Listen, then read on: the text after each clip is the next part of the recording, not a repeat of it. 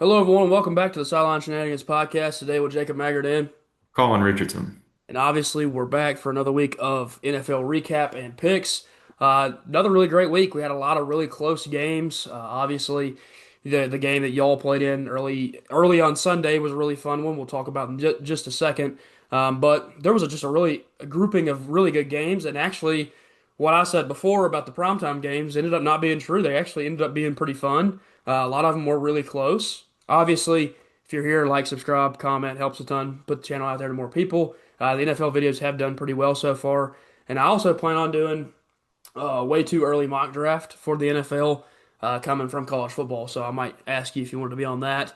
I think I talked to you about it last time, but we might do that here soon and get a kind of an idea of what the players could be. That's obviously me as a Titans fan. I'm already looking to the draft. So season's already over. But we'll go ahead and get into these Seahawks Cardinals on Thursday Night Football. And we talked about it before that we started filming here that the Seahawks they had this one kind of in the bag, and then decided in the fourth quarter that they were going to stop playing defense. And the Cardinals come all the way back, make it a really close game. But then Myers, of course, is able to put in a 52-yard field goal to take the win. And obviously, the Seahawks overall played pretty good football. Darnold played great in this one. Kenneth Walker had a good game. And you even got to see Zach Charbonnet have a really great game, which is their backup running back, who a lot of people have talked about this year, and he's been pretty relevant in fantasy too over the last two seasons. And then on the other side for the Cardinals, we see Marvin Harrison finally have the kind of game he's expected to have. Those drops in the first half were rough, and he was getting clowned for them, and you should have seen social media lighting him up. But he turned into the Maserati Marv we remember from Ohio State and made unreal grabs in that second half, one for a touchdown, one down the sideline, and just kind of you saw him like take a sigh. He was like, "Gosh, it finally got that load off my back of not being able to make these plays that are really routine, and anybody should be able to make it, especially this guy who was touted to be just like his dad, who's a Hall of Famer." So obviously he's figured it out, got things rolling. And what did you think about this one, Colin? Yeah, I was really impressed with uh, the Seahawks early in the game. They kind of tried to blow it there towards the end, but if Arizona could have had anything going early in the game, they probably would have came away with a win here. The two picks from Kyler were kind of killer there early in the game, but then I think another thing is Sam Darnold. You saw last year in Minnesota how he was able to win over there, and now he's doing the same thing in Seattle. The Jets may have missed out on their quarterback there, which I don't think in New York he was ever gonna. No. I don't know. It's like the Jets are just cursed. Mhm. Yeah, he Uh, was seeing ghosts down there. yeah, yeah. Uh, and then Kenneth Walker, he's been pretty good so far this year. Uh, I've got him in one of my fantasy leagues. But yeah, overall, Seahawks have been pretty impressive to start the year. Yeah, and they're looking like a real competitor. And it was a question mark that if they made these moves, you got rid of DK, obviously let Lockett walk, who's been a longtime member of the team, changed quarterback, which I think Gino's a great quarterback, but Darnold's come in and done pretty good. And so with all those changes, they've still been able to succeed. Obviously, Jackson Smith and Jigba has stepped in and become that wide receiver one for them. And he kind of plays more of the Tyler Lockett role where he's going to line up on the field, but he's the DK Metcalf of the team because he's been able to be the star guy, be the one to go to in every game. So big for him and big for this team overall to go ahead and get a win here on Thursday night over a decent Cardinals team. We'll roll into this Sunday games. Obviously, the first one here going to be your all's game, so I'll let you lead us here on this one. Yeah, I think this is the best overall Pittsburgh has looked. Aaron Rodgers was solid all game. Kenneth Gainwell finally got the ground game going. I was worried coming into the game because Jalen Warren, it came out right before the game. He was injured. So that kind of worried me. But Kenneth Gainwell had a really, really good game on the ground with two touchdowns and about 5 yards of carry. Metcalf, he finally got him the ball. Mhm. He had that big 80-yard catch. Didn't do too much after that, but that was plenty enough to get Pittsburgh rolling. The defense, they finally stopped the run. They weren't getting gashed over the middle of the field, and they got 7 sacks. I saw the last two games, they've forced 7 turnovers and 11 sacks, which is what they're. The whole plan for Pittsburgh is to force turnovers and not turn the ball over, which is why I think Aaron Rodgers is a great quarterback for that because throughout his career he's not turned the ball Yeah. over.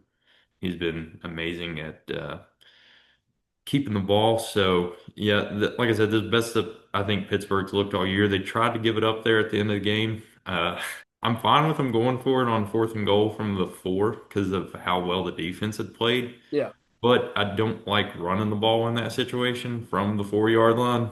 I mean, yeah. the run game's been solid, but once you get there on the goal line, the it gets a little bit harder to run the ball. So I would like to see him throw the ball there. And then after that, there's another 4th down, 4th and maybe half a foot, and Yeah. they choose to punt the ball through the back of the end zone. So I don't know. Maybe just got scared after not getting the first 4th down, but a little bit of questionable coaching, but they were able to come out with a win here.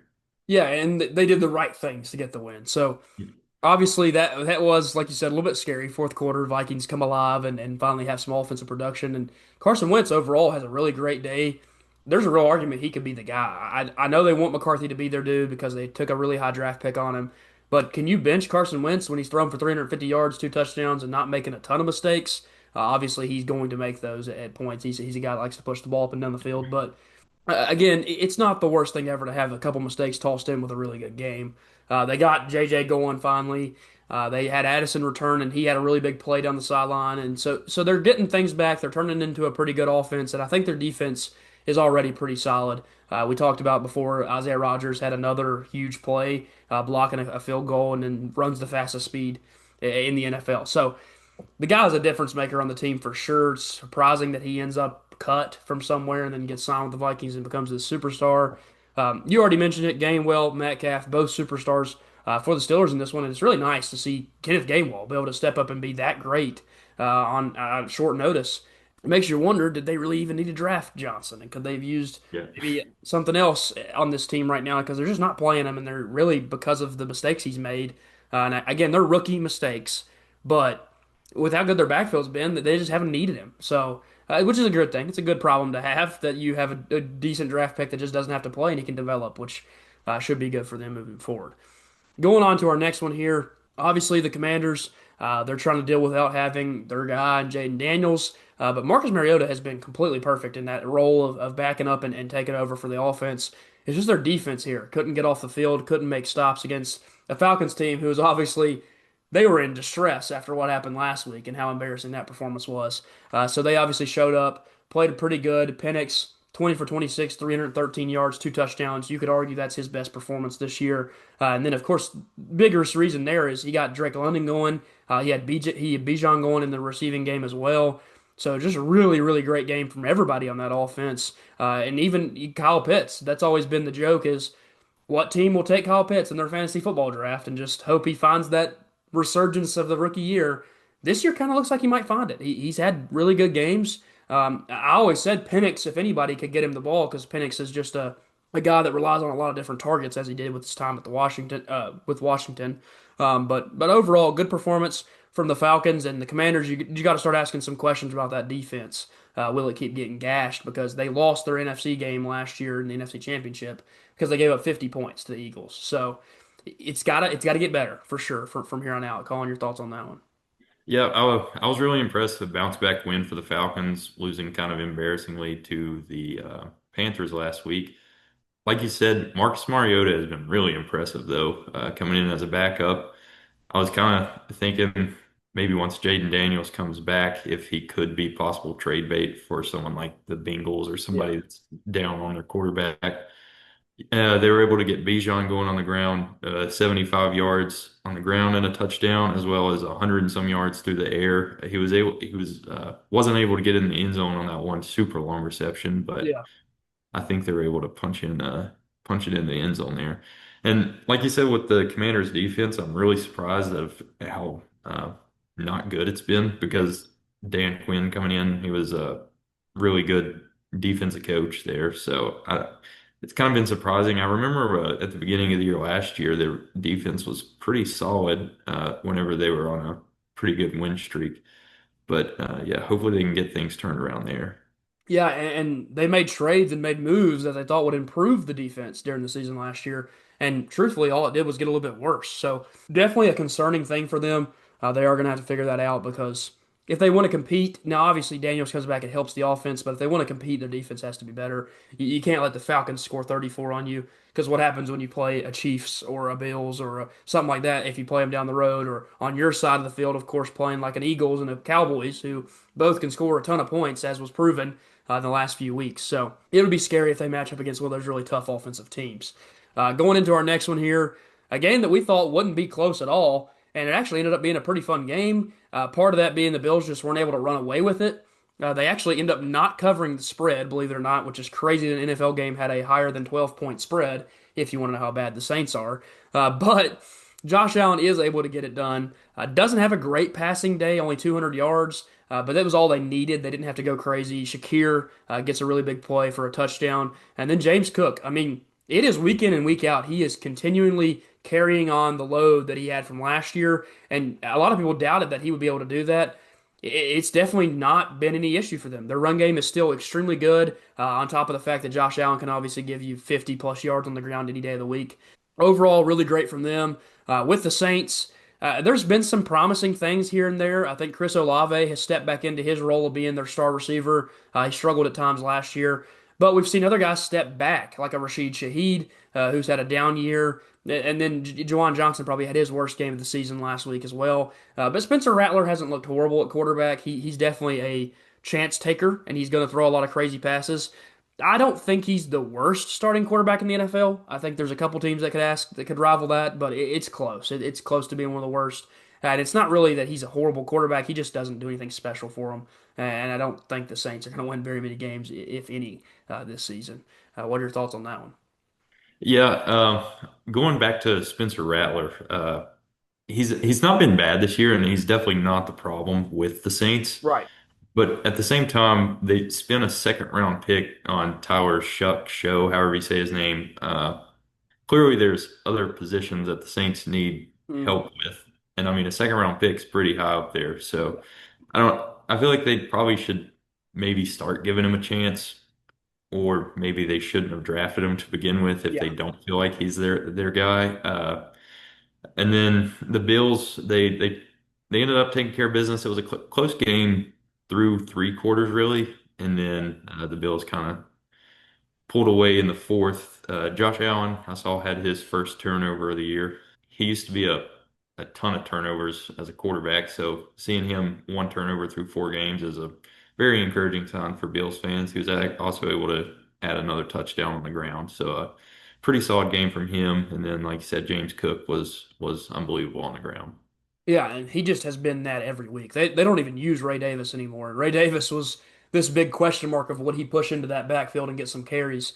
They don't need it. James Cook is willing, very, very happy to take the carries and make the plays for them. Like you said, with the Saints, it's a real big question mark why they did what they did at quarterback. I think they took Rattler the season before last, and so they wanted him to be the guy for potential. I mean, that was late in the draft. They saw some games from him last year. They weren't great.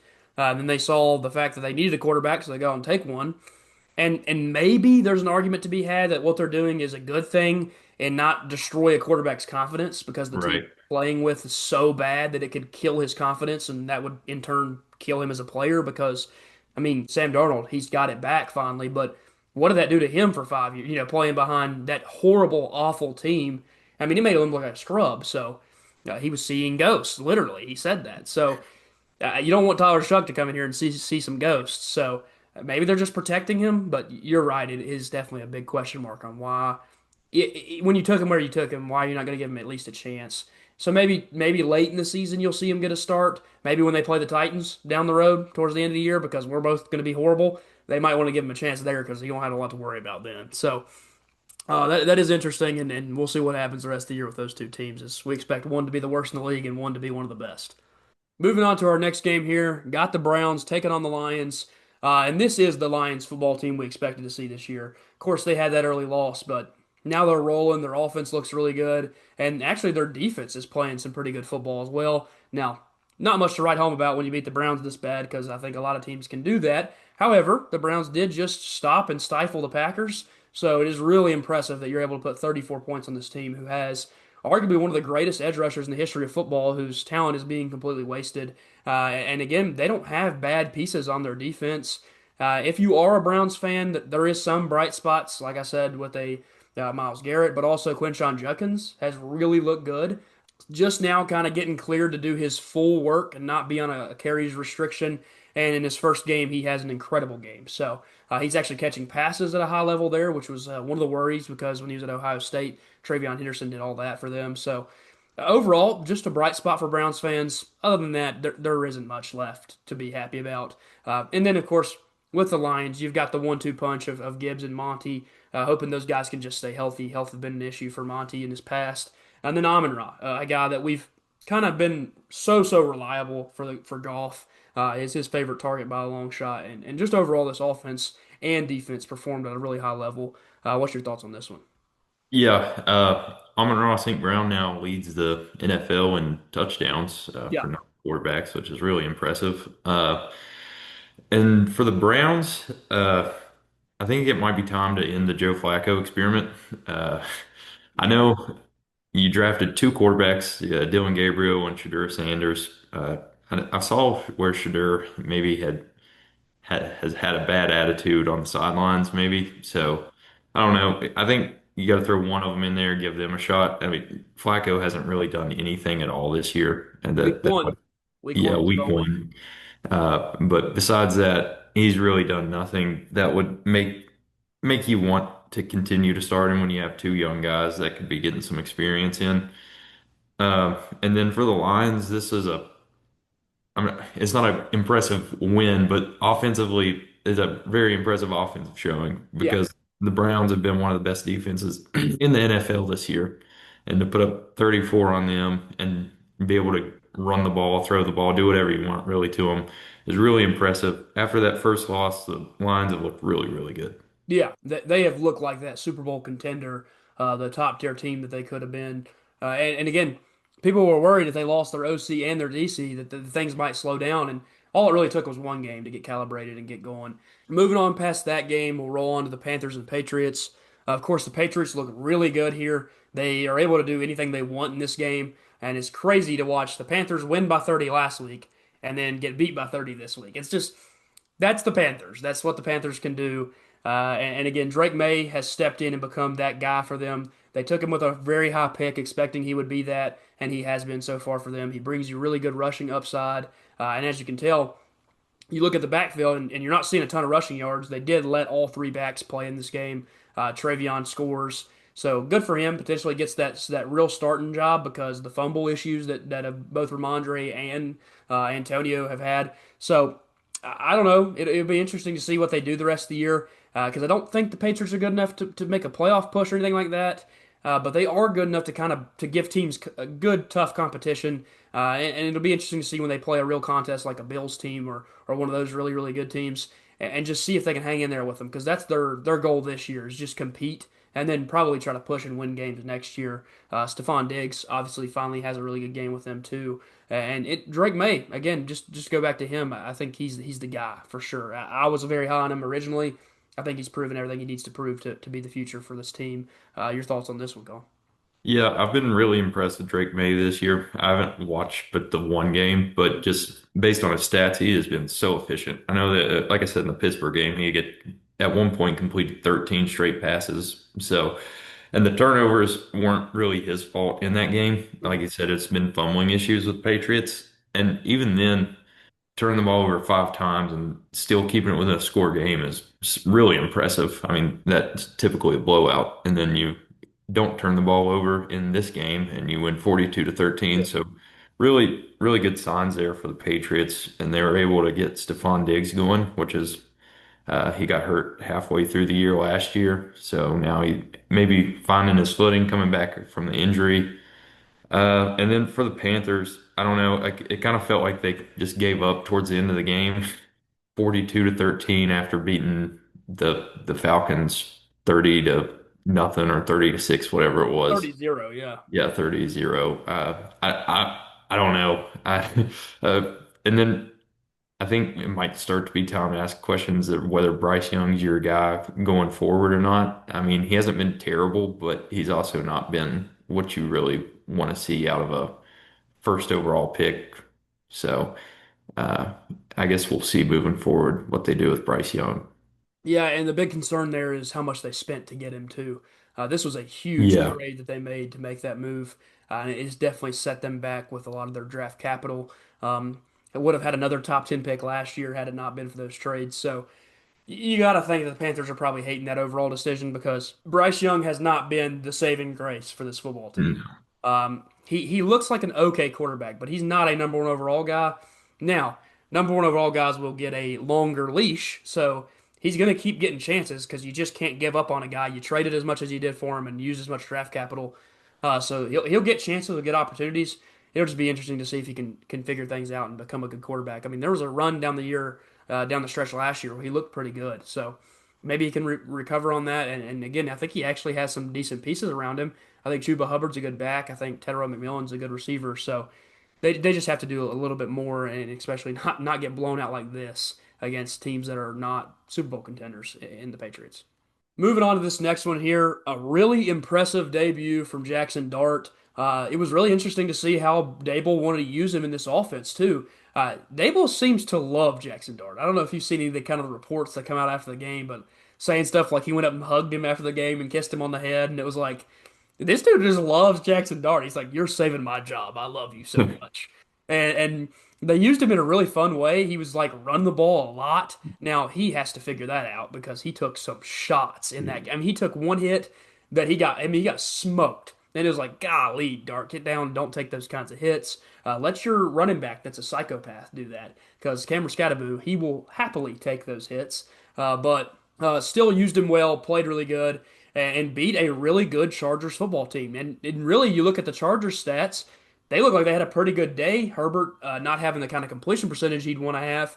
Obviously, the big news in this game, Neighbors will be done for the year with a really bad tear in his knee. That's a huge loss. You're talking about a rookie quarterback who now lost his number one target.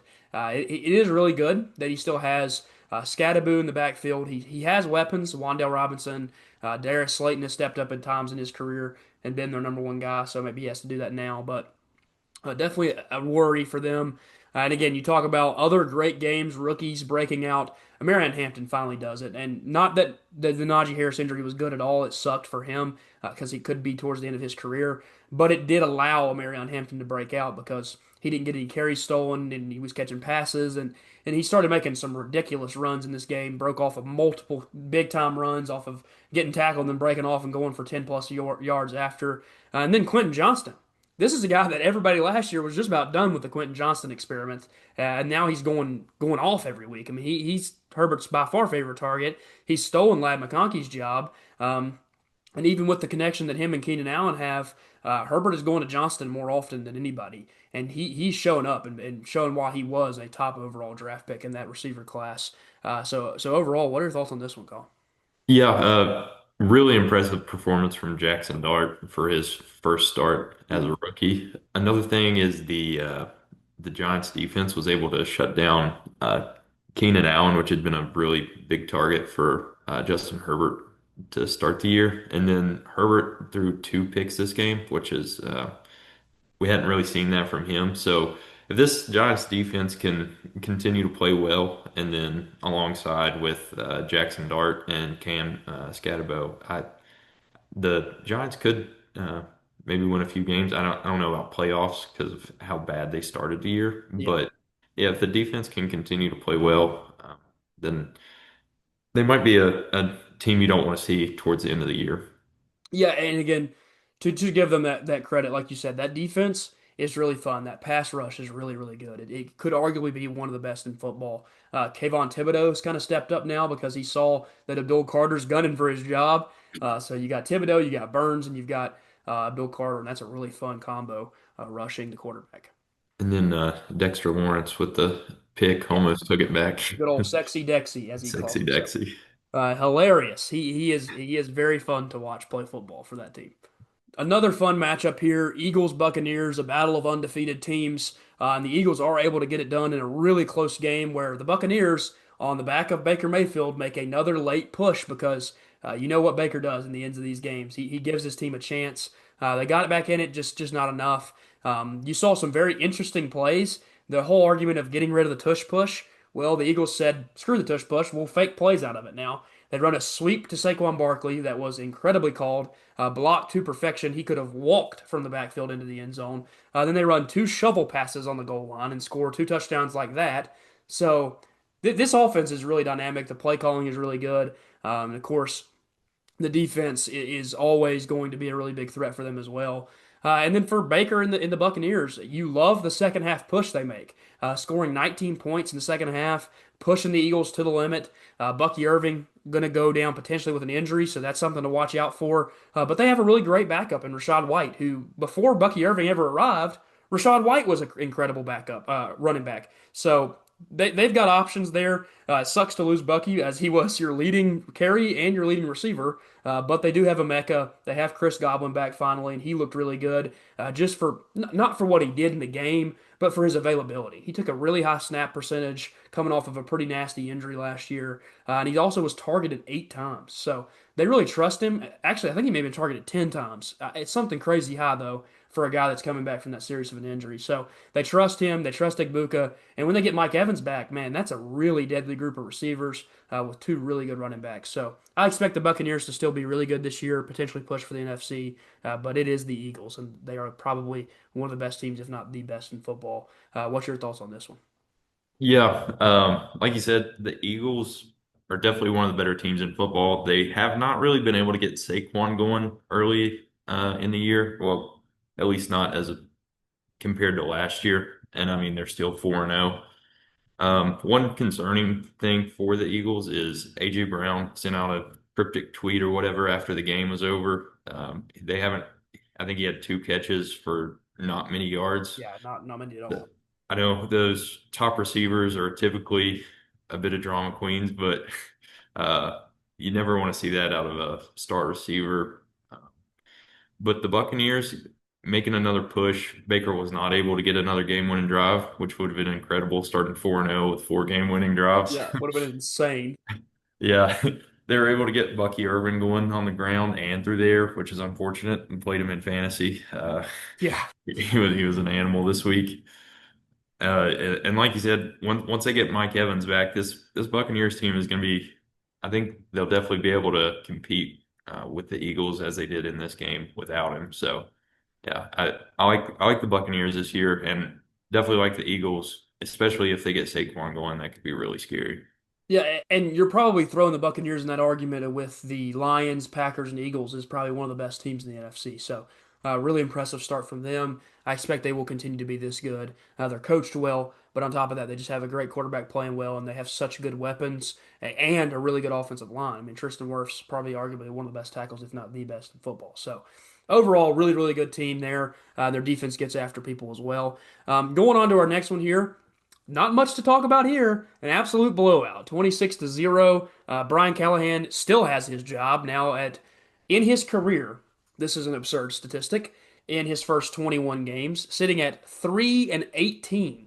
He's horrible. I mean, there is no other word to describe him as a coach. He is terrible, awful, no good, very bad. So whatever the Titans have to do to get rid of him as their head coach, it's got to be made soon. Again, I said this before last game. I've been saying it before the season even started. You can't go to what they did last year, and they do have talent. I mean, this team does not. It's not as bad as the Saints on paper. This roster isn't. They have Calvin Ridley, who is that competition with him and Olave. You'd probably argue Olave's a little bit better, but they're similar receivers. And then we have an Elliott Minor, who's way better than anybody else that the Saints have. We have Tony Pollard in the backfield, who's very comparable to an Alvin Kamara. We have a quarterback that's 10 levels better than Spencer Rattler. Our offensive line is very similar, and it's supposed to be better, but injuries have kind of hindered that, losing the whole right side of the offensive line. And then defensively, we have multiple pieces that are guys that a lot of teams would probably give us a first round pick for. Jeffrey Simmons is one of the best interior defensive linemen, if not the best in all of football. It's probably him, Dexter Lawrence, Chris Jones. So you have talent. You have pieces that should be able to win you a game against the Texans. Did I expect us to beat the Rams or the Broncos? No, I didn't think we had a chance. So when we hung in there with the Broncos, I thought, well, maybe there's something there. And then I watched them play this game, and I watched them play last week against the Colts, and it was all just complete embarrassments. So this is coaching more than anything. And I've seen it with Virginia Tech, and you've seen it too as fans, that when you change a bad coach out of a system, there is a lot that can change. Virginia Tech goes out and beats NC State, who is clearly before that game way better team, 10-point favorites. The Titans are the same boat. This is a team that has the talent. It's just hidden behind awful coaching. So hopefully that gets fixed here soon. I think they'll probably wait till the end of this road trip. So we'll probably be sitting at 0 and 6. So you might as well just push for Ruben Bain. Give us Ruben Bain from Miami. So when we do that way too early mock draft here soon, that might be why I want to do that because I'm already looking into the draft class, of course. And then for the Texans, CJ Stroud finally finds his game, plays really well here, and it's not like he's playing an awful defense. The Titans do have some decent corners on the outside, but they just picked us apart in the whole entire game. They have a running back in Woody Marks who I've got in fantasy in some leagues and deeper leagues that where you have to hold a lot of players, and he's been awesome. Figured things out, become this pass catcher, which we all knew he could do, but also their leading rusher with a touchdown on the ground. And what will get him even more playing time is go pull up a clip of this guy's pass protection. He flattens people. I mean, he pancaked a few Titans in this game on pass blocking reps. So, first of all, your coach loves that. He doesn't care what you're doing on the field. If you're protecting your quarterback, there's nothing more important. So, going to earn him some playing time doing that. And then, of course, Nico Collins, the last couple weeks, has figured it out and stepped back into that role of being the elite receiver. So, overall, I think the Texans have finally found something here with their offense and with the Titans. I mean, please save Cam Ward. Please give us a play caller that can just let him experiment. He's a first overall pick. Why are we running the ball 800 times? I mean, just it's awful. It's just not fun to watch. And so hopefully something changes here in 2 weeks. But what were your thoughts on that one? Yeah, like you said, not really much to go on here. The Cam Ward, I know this is his worst game as a pro Yeah, so by far, far. but I mean, I'm not worried about him. I know the talent's there. You saw it at Miami last year, and I mean, he's shown flashes this year of, Yeah. especially, I mean, the arm talent's incredible. Mhm. And then for the Texans, this is a game CJ Stroud cannot lose, really, Yeah, no. against a rookie quarterback. If he loses this one, there's a ton of question marks surrounding him moving forward. It was also promising to get, like you said, Woody Marks going as Yeah. well as Nick Chubb. If they can get both those backs going, that could be a good 1-2 punch for them. And then Nico Collins was solid as well. So, uh, promising game for the Texans there. Yeah, and like I said, even though it was the Titans, to just be able to score 20 points and Yeah. have a great defensive performance is definitely some positives moving forward for them. Going down to this next one, this is a game that might help out those Texans or Jags because the Colts finally lose one. You see the Rams making really late pushes and making a huge completion to Tutu Atwell for his, I believe, first catch of the season, and it's an 88-yard touchdown. So what an unbelievable play for him. Know for a fact it was his first touchdown of the year. And they're just able to get to him, make a play. And if you've seen the highlight, which everyone probably has, Adonai Mitchell made one of the single worst plays in NFL history. He makes an unbelievable play on a great catch, spins out of a tackle, breaks another one, running up the sideline, and decides he's going to celebrate by sticking the ball out and drops it. And it rolls throughout the back of the end zone and the Colts do not score. What did they lose by? 7 points. What would they have had if he doesn't fumble through the end zone? 7 points. This game, not going to put it all on him because he made a stupid mistake, but a lot of it's on him. You had 7 points. You can't throw away 7 points in the NFL, especially against the Rams, who have one of the best defenses in the NFL. Really, really poor decision making by him. Assume he'll be getting his hind end shootout in the locker room after that decision. If it's a mistake, coaches will accept it and they'll try to teach you from it. But when you do something stupid, it's a different story. So we'll see what happens there. He's going to keep playing because Alec Pierce is hurt and out. Then you look at this Rams offense. They really got things going.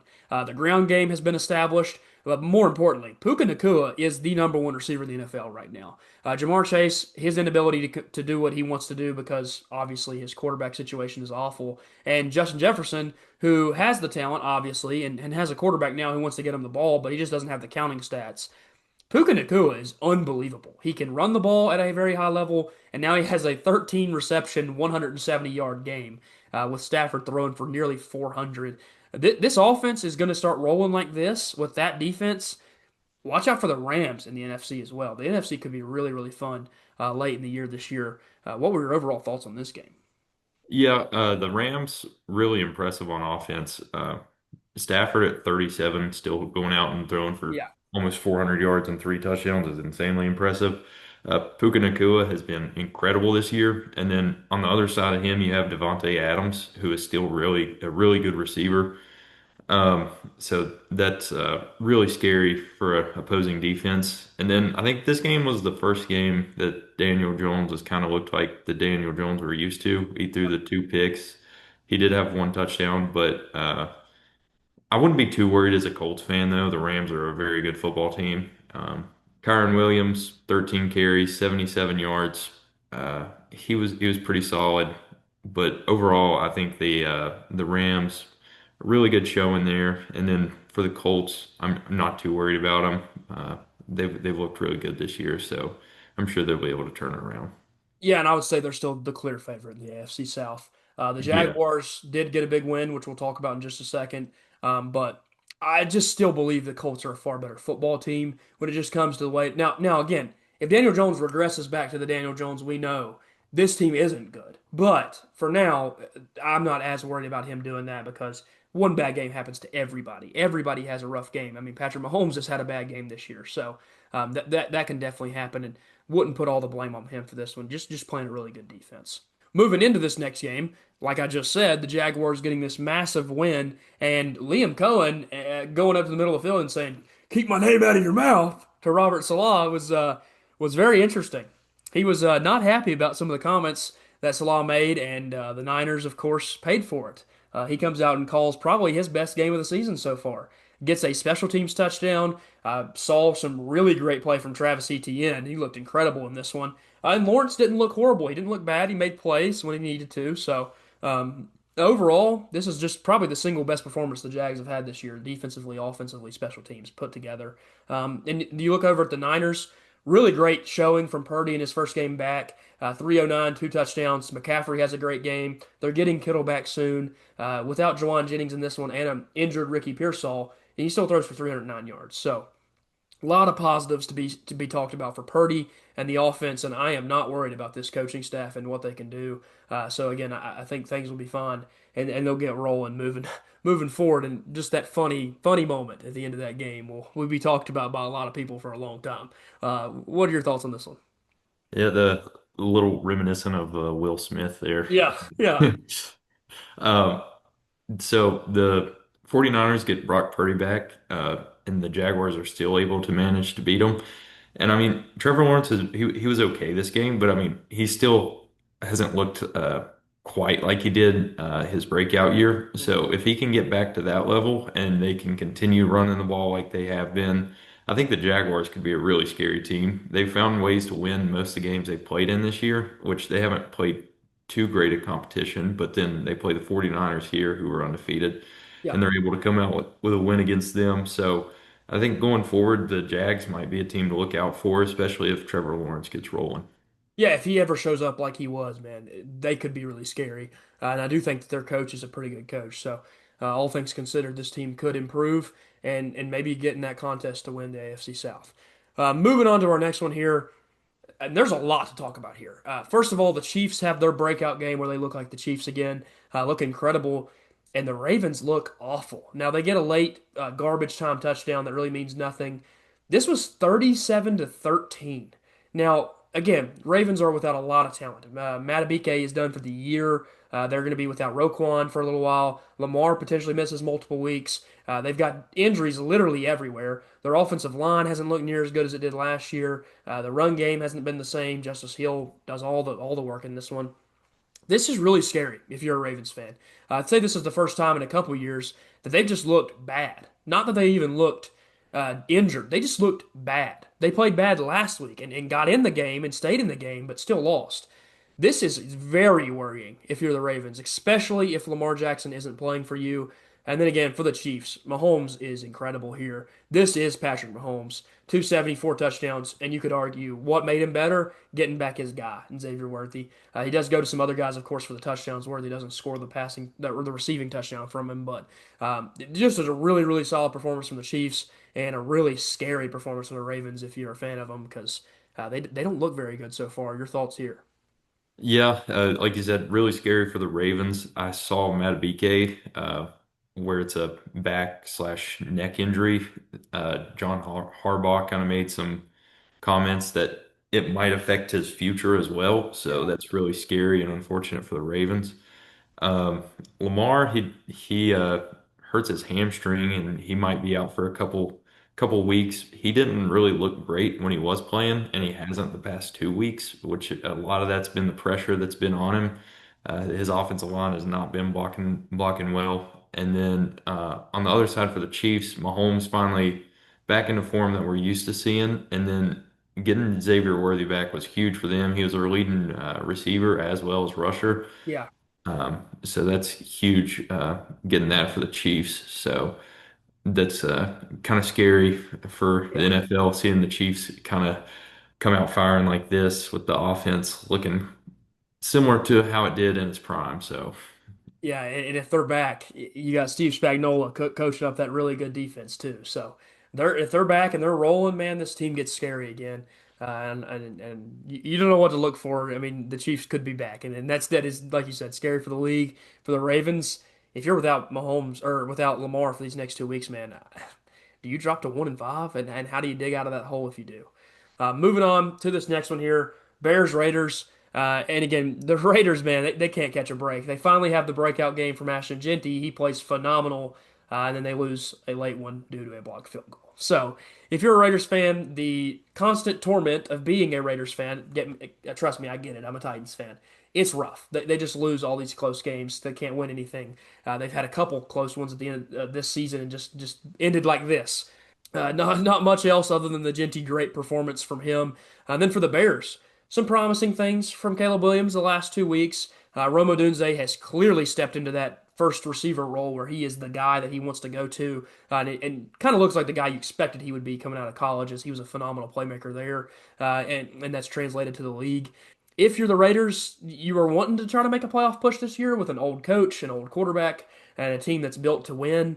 They just aren't there yet. I don't see it. I don't see how they could possibly do it unless Geno takes a huge step forward. I mean, he's thrown 7 interceptions through 4 games, so that's really bad. It's Jameis Winston prime numbers right now. So again, we'll see if they figure that out. Colin, your thoughts here on this one? yeah, like you said, with the Raiders, uh, kind of looking to make the playoffs this year with the older quarterback who's not gonna. I don't think he's past his prime now, which Yeah, is it's kind of odd to say his prime is at the end of his career. But yeah, 3 picks this week.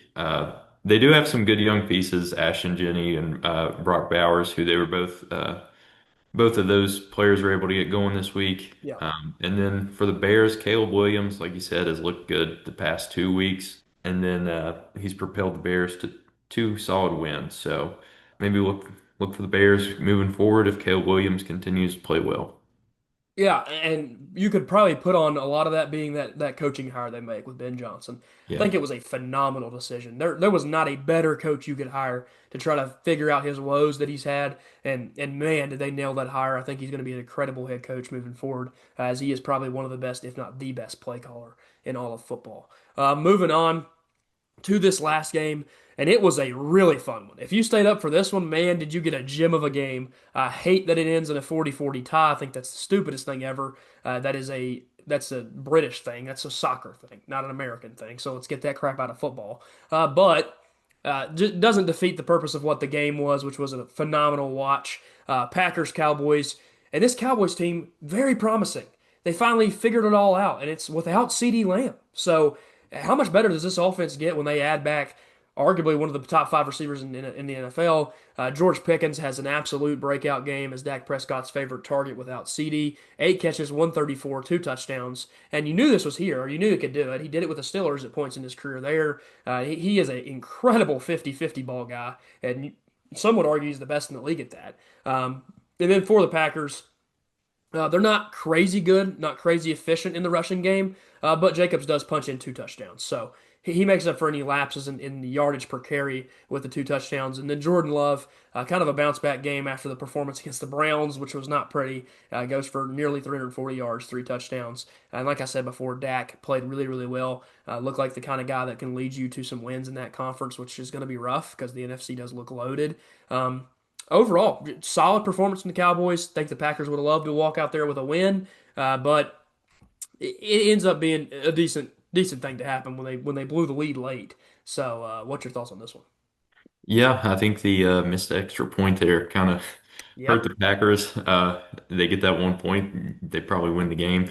But Jordan Love, he looked really good, bounced back from the Browns week, which the Cowboys defense has not been ideal this year. No.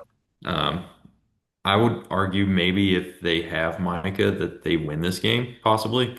Micah makes that play towards the end of the game to save the touchdown in overtime. So that was a huge play for him. I'm sure he loved that. Yeah. Uh, and then for the Packers, Romeo Doubs had 3 touchdowns this game, Yes. which is good for him. Nice to get him going. And then, like you said, George Pickens, he's incredible. He would be really nice to have beside DK Metcalf right now. Yeah. Uh, I think he is probably the best jump ball receiver in the NFL, in my opinion. Yeah. I saw it plenty of times in Pittsburgh. He makes some insane catches. So Dallas doesn't have the best record right now, but I think they are a good football team and a team to look out for moving forward. Especially if they get the defense honed in a little bit. They've gave up 40 points, it seems, a couple Yeah. times this year. So Yeah. And again, you talk about overall talent. These two teams do have a lot of it. The Packers obviously have more. I mean, you can't argue that with especially adding Micah Parsons. And like you said, that play was literally the game-saving play, and the broadcast was talking about it as he made the play. They said, "Man, he hasn't done a ton tonight. You know, he hasn't had this unbelievable comeback." And then he makes that play. And it just seems like every time they talk about a guy, he makes a play. So he definitely was very happy with that to get after the guy that was calling him Michael Parsons, as he is known to Jerry Jones. Still think Cowboys fans probably hate the guy and don't like Jerry Jones at all, but at least they had something fun to watch as the team performs really well this week. Moving into our Monday night games here, of course, we had two this week, and we had kind of said that we didn't think these would be the greatest Monday night football, and we were right on one of them. One of them was an absolute crapshoot, but this other one between the Jets and the Dolphins obviously got a really fun game here. The Dolphins getting their first win of the season, but obviously the biggest storyline coming out of this one is Tyreek Hill's career potentially over, and that's a scary thing to say for a player because. Again, they all want to end it on their own terms. They don't want to end it on the terms of getting injured. But Tyreek has got a severe knee dislocation with multiple tears. That's the report. Don't know exactly what he tore, but with that report, you would assume it was probably the whole ACL, MCL, meniscus. And when you hear all that, it's over a year injury generally, or right at a year, which means he would be back sometime after the first four games next season. And who's to say he was going to be on this team the rest of the year? Now we don't know what will happen with him potentially. He did tell his agent that he wants to continue playing football, so he himself is not shutting it down. But his mind definitely could change when he goes through that rehab process because that is definitely really tough. And a lot of players talk about how that is what ends up getting him out of the sport is the rehab process. With the Jets now moving to 0 and 4, they've actually had some pretty solid quarterback play. Justin Fields has looked pretty good at times. Made a really incredible play on fourth down where he scrambles for over 40 yards and a touchdown. An incredible fantasy quarterback, as we mentioned. We'll talk about that some on here. Really great option if it teams or if people got him, and you kind of see how that was possible because in the games with the Steelers last year, he was producing in fantasy. So he comes down here and has the weapon in Garrett Wilson, who's also been unbelievable. As you see, the lead receiver for Fields made an awesome catch in the end zone, probably one of the best catches we'll see all year through contest and brings it in for a touchdown. And then for the Dolphins, Tua is figuring things out a little bit better. He had a good offensive game here, and Tyreek was actually having a great game prior to his injury. 6 catches for over 60 yards, and goes down with that awful injury. But they are able to get it done. And Devon Achane has a really incredible game. 20 carries, nearly 100 yards, a touchdown. Also going to get work in the receiving game as he always does. And so overall, promising for the Dolphins. Still don't think they're a great football team. And the Jets, they're not as bad as the Titans and the Saints, I don't think. So that 0 and 4 is a little bit of a liar compared to what the Titans and the Saints have put on paper. What's your thoughts on this one? yeah, like you said with the Jets, they're 0 and 4, but they've been competitive in just about every one of their games. So yeah, definitely, I think the record's a little deceptive. I think they're a pretty decent football team. Yeah. Um, for the Dolphins, I think this is the best Tua's looked.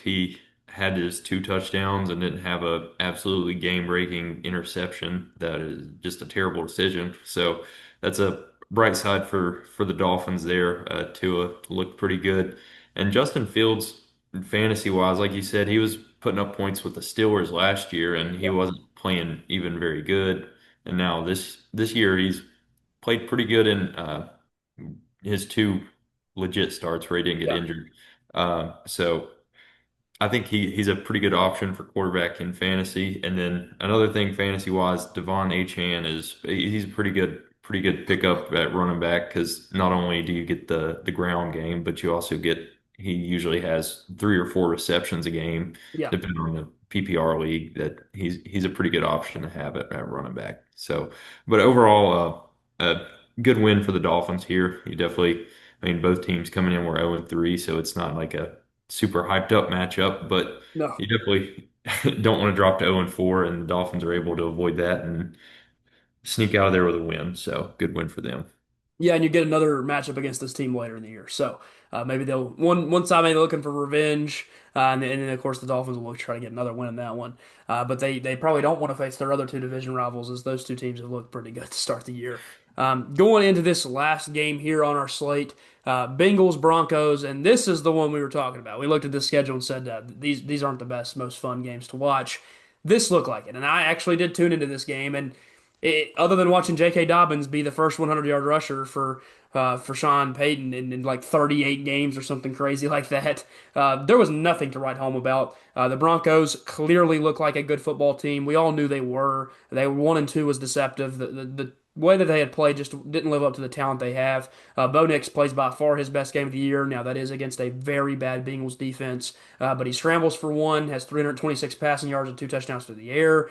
All the stars were out for the Broncos, and all the stars were tucked away and sleeping for the Bengals. Again, Jamar Chase was a guy that was taken first in most fantasy leagues, and he's almost unplayable. And that is not his fault. That is the quarterback play and the offensive line's play. I don't think Jake Browning is awful. Again, he stepped in last year in some times in situations when they needed him, and in times past, he's not looked horrible.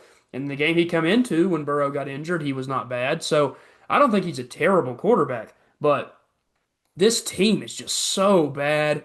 Zach Taylor, I don't know what he's doing at the coaching position. They were expecting him to be pretty good at play calling. That hasn't looked great for them either. They can't run the ball at all, which is kind of worrying because Chase Brown was looking really good last year and then kind of looks awful this year. And really all negatives for the Bengals and pretty much all positives for the Broncos.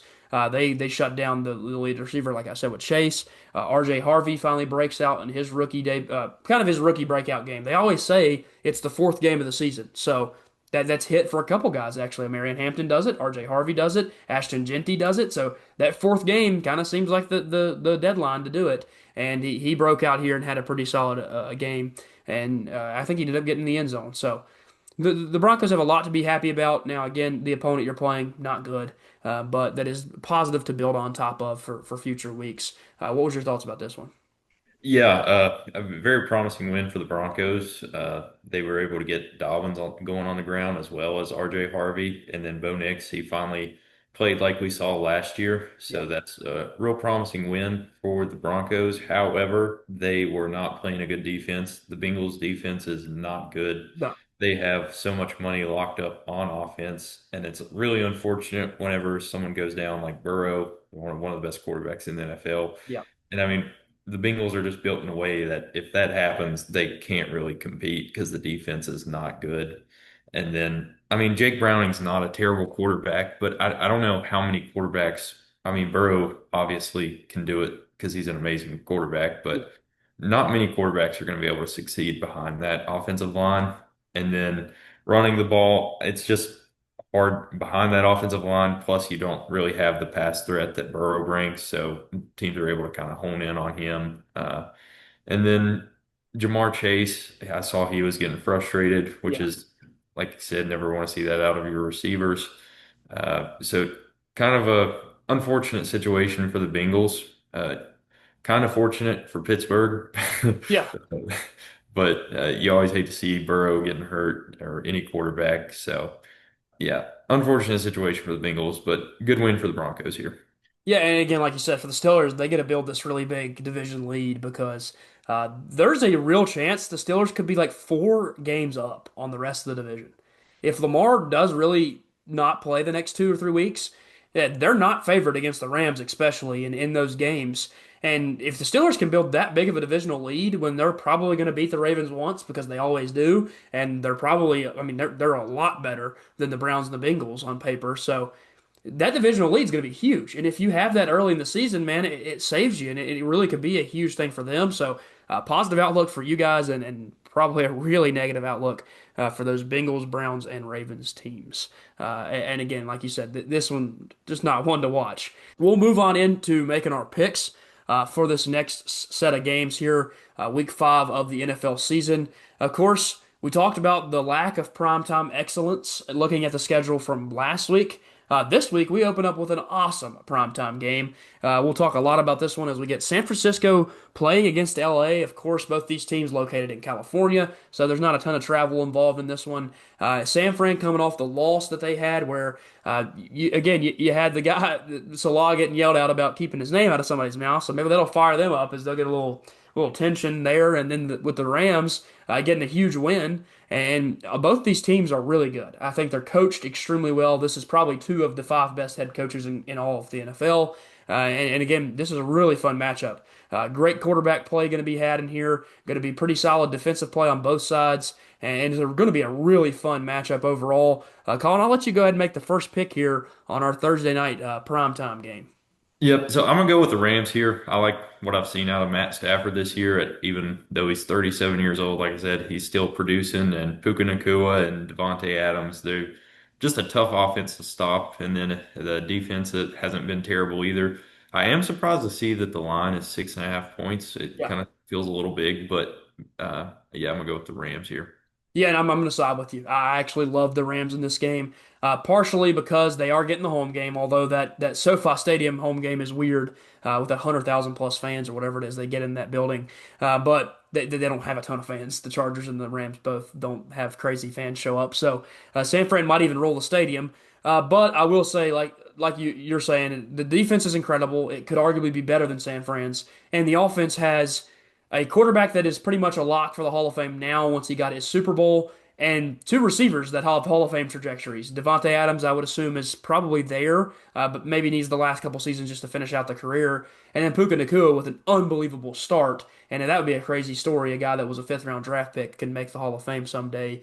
So a ton of fun to be had in this one. Think it will be a really good watch, but I'm going to go with you as well. Give me the Rams and Stafford getting a huge win here. You kind of wonder what Stafford would have done in his career had he not been stuck with the Lions for Yeah. so many years. Yeah, and again, the story can be, golly, if they could have just done anything, because they had offense. They had Calvin Johnson, they had Golden Tate, who were both incredible receivers, and they had him, who was every year a constant guy to compete for that potential MVP, but also leading the league in passing and those kinds of things, and just never built a team around them.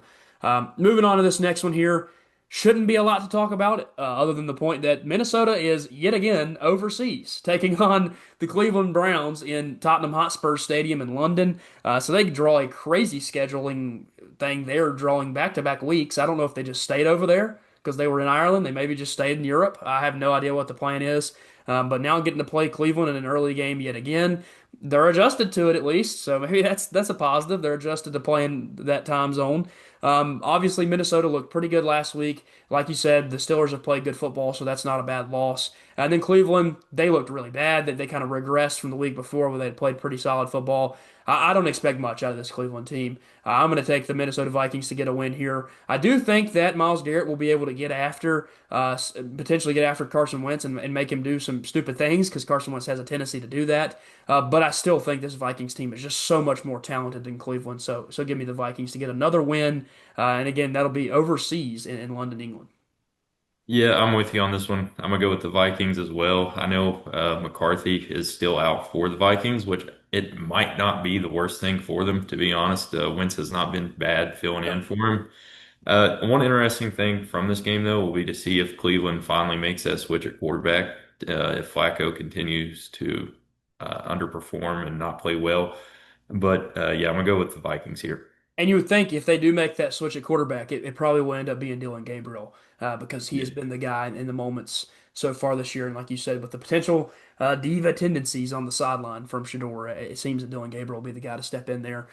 Moving on to this next one, Vegas going on the road to take on Indianapolis in Lucas Oil. And of course, Indianapolis looking to bounce back after their first loss last week. But I'm actually going to take Vegas on the road here. And call me crazy. I just love Ashton Genty. I think Geno Smith, he's got to figure things out. I know that if it is the end, then this will prove it. They'll lose another one. They'll be 1-4, and things will just fall off a cliff. But I expect Ashton Genty has finally figured it out. He can get going on the ground. I think that Brock Bowers, if not the best tight end in the league, he's up there with those guys like a Kittle and whoever else you want to put in that conversation. And I love their weapons. They have the ability to be really good. So give me Vegas in a crazy upset here over an Indianapolis team that's looked good so far. Partially could be because I don't like the Colts. I'm gonna go with the Colts here. I think they had a rough week last week, but I'm gonna look for them to bounce back this week against the Raiders. Genty looked good last week. If he can get rolling and Geno doesn't have 3 interceptions Yeah. this week, it could be like you said, the Colts could be on upset alert. But I'm gonna go with Indianapolis. I'll look for Daniel Jones to bounce back. Yeah, Uh, and moving into this next one, Daniel Jones' old team and the New York Giants playing the New Orleans Saints. And man, if there's any game for Jackson Dart to get a relax and take a little break after what was a huge win against the Chargers, you'd think this is the one. New Orleans has easily looked like the worst team in the league, and the Titans aren't far behind, but at least we've looked better than them. I think New York goes on the road here, gets a huge win, and man, people are going to start talking. They're going to say, hey, man, this Jackson Dart kid. He's got this team rolling. They've got a potential to start getting things going. And again, the Commanders look beatable without Jaden Daniels, especially the Cowboys. Their defense, who knows? So maybe you can put a little push on that conference, and other than the Eagles, maybe be the second best team if there's ever the potential for that to happen. Of course, that pass rush and Dart and Scatterboo is what you got to lean on now without Malik Neighbors. But I do think they go on the road here and get a huge win over New Orleans. What's your thoughts there? Yeah, I am with you with this one. I am super surprised by this line as well, with the Saints being actually favored to win this one, even after the Giants beat the Chargers last week with Yeah. Dart. Yeah, I look for Dart to continue to play well, and then Scatterbo to get going on the ground. Although I could see the Saints hanging around in there. They Yeah. hung around Buffalo last week. So yeah, it could be a close game, but overall, I'm looking for New York to win this one. Moving on to this next one, it feels like a game that both of these teams before the season started, you just said, well, I mean, especially if Dallas had Micah Parsons, the Dallas would have been a heavy favorite. But because New York has been able to hang around in these games, although they're 0-4, like we said, that's deceiving. Dallas is definitely a team that can lose a game due to their offense not getting rolling like it did last week, and their defense just giving up a million points. However, I do think New York is just they just seem to have a team that just suffers constantly. The fan base just has to suffer, and I just think it keeps going, man. I think Dallas will get rolling on the offensive side of the ball, and no matter how many points that defense gives up, I really trust Dak Prescott and this really good offense. I mean, they've actually established a ground game too. Javonte Williams has looked like a pretty good back, and Jake Ferguson is your number one tight end right now in the NFL. So when it comes to statistic based stuff, so. Give me Dallas to go and get a win here over New York in their stadium. I'm actually going to go with the Jets here. I look for them to get their first win. Fields looked good last week, and Garrett Wilson, I know that connection's been there. They torched Pittsburgh week 1. Yeah. And then Fields can get it done with his legs, and he won't have to worry about Micah Parsons coming off the edge and getting him. So I'm gonna go with New York here. Although I don't know, this might backfire on me. Yeah, and again, moving into this next one here, Denver at Philly, and you're looking at the games during the week and saying what's the best ones. This can be up there with one of the best games. Denver finally kind of bouncing back and getting a good matchup against the Bengals to get things right, and then Philly, who has, I mean, so far probably looked the best, them and the Bills in all of football. I think Philly's really, really good, and I think Denver has a defense that can go out there and contest with them. But you know what Denver's thing is? It's take away the best receiver. Well, the Eagles don't care. They don't throw to their best receiver. So it doesn't really matter for them if you take away their guy. They're going to run the ball a million times. Saquon's going to get going. Jalen Hurts is going to have the kind of game he has. And this Eagles team kind of feels like one of those teams that could go through here and just have this really great season and maybe finish like a 15-2 or a 14-3. So they're going to win these close games, especially when they get this raucous crowd at home in Philadelphia. Give me the Eagles in a close one here. Yeah, I'm with you on this one. I'm gonna go with the Eagles. like you said, Pat Surtain's probably going to take away either AJ Brown or Devontae Smith. I don't really know who it'll be, Yeah, but it doesn't matter. I don't know. The Eagles just always find a way to win. yeah, I don't know. They might take away both receivers and Saquon, and the Eagles are still going to put up 30 somehow. yeah. And it's crazy because the Broncos have a chance here to fall to 2-3, which we know they're a good team, but they've had a really tough schedule and some bad luck here and there. So I'm gonna go with the Eagles here. Yeah, and again, like you said, there's the real chance they fall to that, and then you're even with the Chiefs, and or maybe the Chiefs pass you up. The Chiefs can win that game, and boom, you didn't take advantage of that really bad Chiefs start. Moving on to this next one here. You look at games that aren't as great. This Miami team coming off a huge win, Carolina coming off a really big embarrassment. But the week before, Carolina did the same thing and embarrassed somebody else. So we really don't know what to expect out of the Panthers. I don't like the Panthers, but I also have never liked Tua, not the person, but the player. I just don't think he's all that good. And now he's without Tyreek Hill.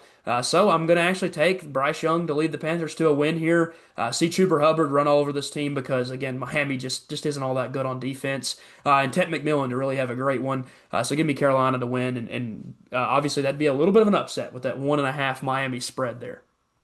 I think I'm gonna go with Miami on this one. I've just seen Carolina is just so inconsistent. They Yeah. could easily win this game. I could see it happening, but you just never know with them and what you're gonna get from Bryce Young and Chuba Hubbard and whatnot. So I think as long as Miami doesn't turn the ball over and Tua doesn't have his signature interception at the end of the game, Yeah. then I think Miami should be able to win this one. So I'm gonna go with Miami.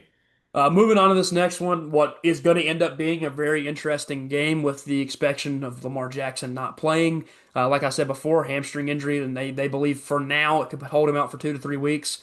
If he does not play, I think Houston is easily the favorite, and that's not because the Baltimore Ravens are just losing him. They're losing a lot. I mean, they're without Ronnie Stanley, they're without Lamar, they're without Roquan Smith, Matabike. This team is, I think, down like 10 players and 6 starters potentially. With all that down, and you're already 1-3. I mean, I know it sounds awful that Baltimore falls down that far when they're supposed to be a Super Bowl contender. But I mean, how do you compete when you've got that much of your team and all those important players not playing? And Houston finally figured things out last week, and they're coming in this one healthy. So give me Houston to get an upset victory on the road here. But again, they're favorites now without Lamar Jackson. I'm with you here. Houston was able to get things rolling in the second half against Tennessee, and I mean, like you said, Baltimore is just absolutely gutted by injuries right now. So I could see them going into Baltimore and getting a win here. It's crazy. Baltimore, the first game of the year, it was a great game between them and the Bills. You think maybe that's a AFC championship, and now the Ravens have a chance to fall to 1-4, which is really unbelievable. But I'm gonna go with Houston here. Yeah, and moving into this next one, of course, me as a Titans fan, I'll have a little bit to say about them here. I love the Titans, but they have no chance in this game, and part of that being the head coach. The issue is he is so bad that if we are in a game, he will intentionally lose the game, or so it seems. I can no longer pick the Titans if Brian Callahan is the head coach, and I believe it'll be that way for the next 2 weeks until we get back from this road trip. I will say that first game back, they just so happened to play Mike Vrabel and the Patriots. And so maybe they're waiting to get that. You know the boost you get when you fire your head coach. Everybody plays a little bit harder.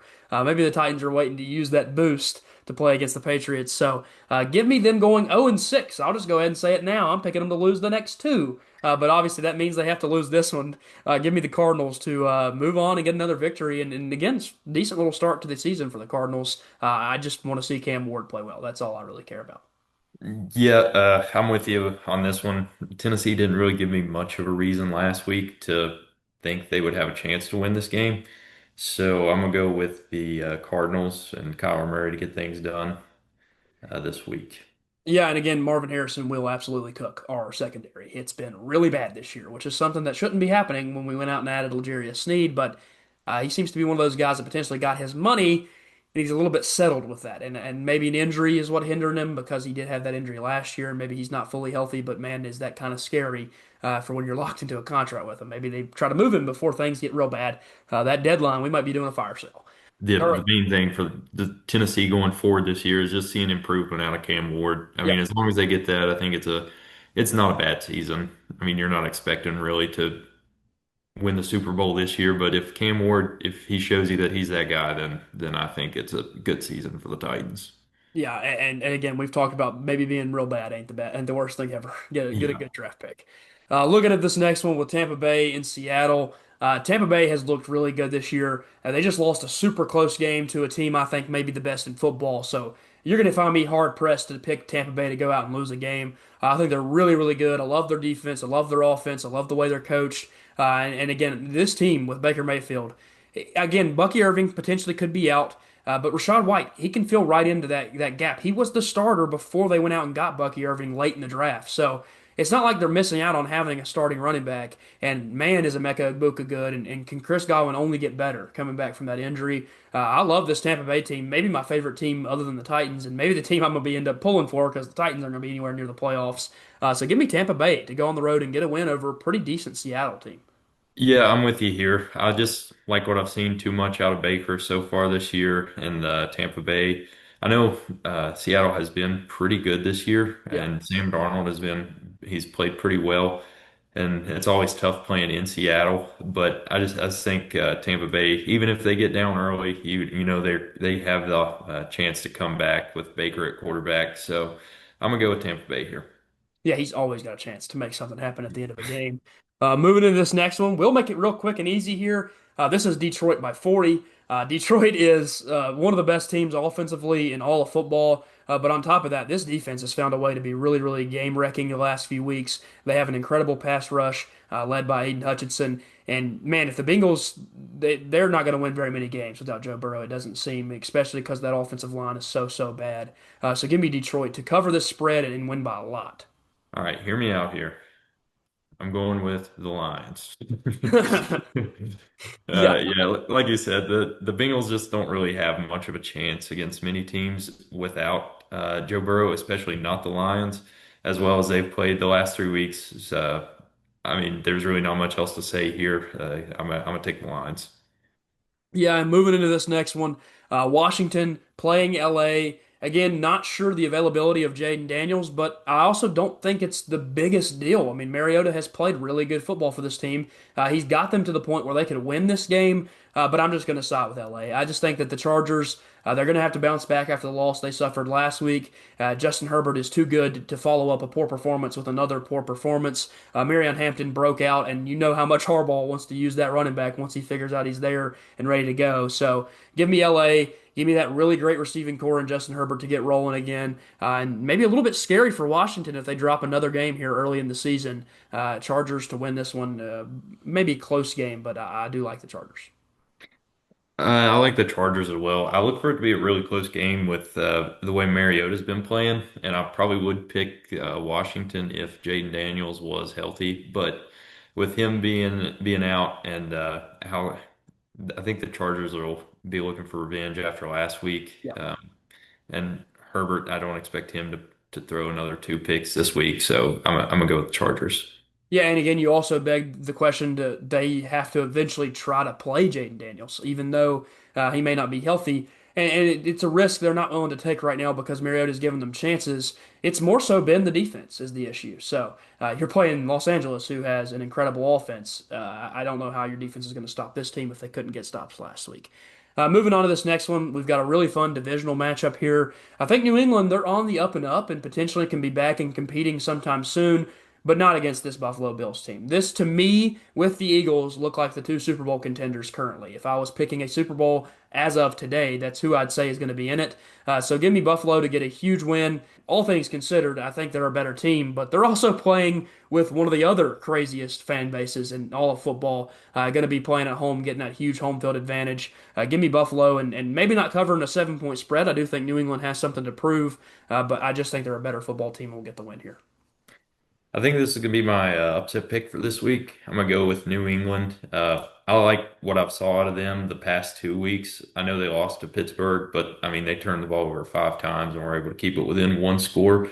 Pittsburgh's not Buffalo, but at the same time they turned it over 5 times. And Yeah. as long as they can not turn the ball over against Buffalo, which I mean that's saying a lot, but uh, the defense has looked pretty good. They're going to be have a tough challenge with Josh Allen and company with the Bills, but I'm gonna go with New England here, and I think Mac Jones or not Mac Jones, Drake Well, May, definitely not Mac Jones. yeah. Drake May, I think this would kind of be his coming out party. Yeah, and this would be that huge win that all the fans would get right behind him and say, "Man, this is it. This is our next Tom Brady." So, Yeah. yes, they are very excited, and I think they already love him. But if you got that win over the team you hate the most, that would be a really big boost for them moving forward. Going into Monday Night Football in a game that before the season started, someone would have said this doesn't look like a great game on paper, but the Chiefs have had some woes. The Jacksonville Jaguars, sitting at 3-1, have looked pretty good, and that's without Trevor Lawrence playing his best football. This team is pretty solid. They're well coached. They have a defense that can wreak havoc because they've went out and drafted edge rushers and created a really nice pass rush. But again, it's the Kansas City Chiefs. They are like Thanos. They are inevitable. Give me the Chiefs to take a win here on the road. I saw them score 37 points last week. They didn't even have to play in the second half. So it's very scary. And Andy Dalton, or not Andy Dalton, man, that would be rough if he was your head coach. Andy Reid is the best coach in football. He knows how to get wins. He knows how to scheme up victories. And man, do I just trust that he'll get it done with Patrick Mahomes and then that team. Chiefs take a win here on the road against Jacksonville. Yeah, I'm with you here. Like you said, they were able to get things rolling last week, which is really scary for the rest of the league. And they didn't have any major injuries or anything that would set them back this week. And I know Jacksonville's defense has been really good, but I just think Kansas City can be a little overwhelming with all their when they're healthy, all their weapons, and obviously Patrick Mahomes. So I'm gonna go with the Chiefs here. Thank you guys so much for joining us this week. Obviously, had a lot of fun talking some more NFL football. Maybe the team I got back here on the wall will get some wins for me moving forward because I don't expect that the Tennessee Titans will be doing that anytime soon. Obviously, still love watching the NFL. You get a lot of fun games, and we're kind of in that perfect zone of football where we get a Thursday night game, then we got Friday college football, Saturday college football, and then Sunday and Monday we get some more NFL. So and now me and Colin both being baseball fans, our two teams ain't in it, so we ain't got no heart in the game. We just watch those games and enjoy them and have no worries. So we've got baseball and all this football. Going to be a lot of fun for us as sports fans over the next few days. Colin, do you got anything you want to add here? Yeah, like I said, tons of sports to watch in the upcoming weeks. A lot of fun games this week, Yeah. especially the I think that Thursday night and Sunday night game, or maybe it was Monday night. It was Sunday night the Bills Patriots. That Yeah. one will be fun. My Steelers, they have a bye week this week. Hopefully they can get all rested and healed up coming back from Dublin.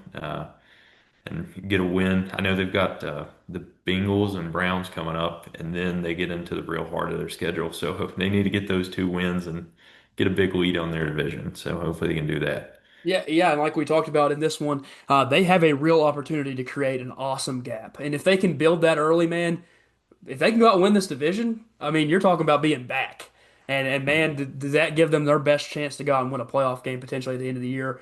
It is easy for me to pull for the Steelers right now because I am a huge Aaron Rodgers fan. So always have been. Love Aaron Rodgers. He's in my top five quarterbacks of all time. So it'd be cool to see him lead the Steelers back to the glory land one more time before he hangs it up after what has been obviously a historic career. Again, the Titans, might as well just say we're on a bye week as well because we're not going to show up to play football. I don't expect much out of the team. I do want to see Cam Ward play well. I feel like Alec Manor stepped up and become his target, his favorite guy on the outside. Calvin Ridley's snap count was down to 56% last week due to an injury, but also the drops he's had issues with. And so Alec is the favorite target. And call me crazy, why is Xavier Restrepo not on this roster right now? Let's give this guy a chance and figure out if Cam Ward can create a connection like he did in college, where he was the leading receiver in Miami football history. That guy can't touch the field for an 0-4 football team? Brian Callahan, what are we doing, pal? This guy is, again, the bum of all bums, and when it comes to head coaching, I think he's the single worst. Again, I'd absolutely hate to lose his father as an offensive line coach because he's historic in that role, but things have to change. they're coming soon if I was assuming things.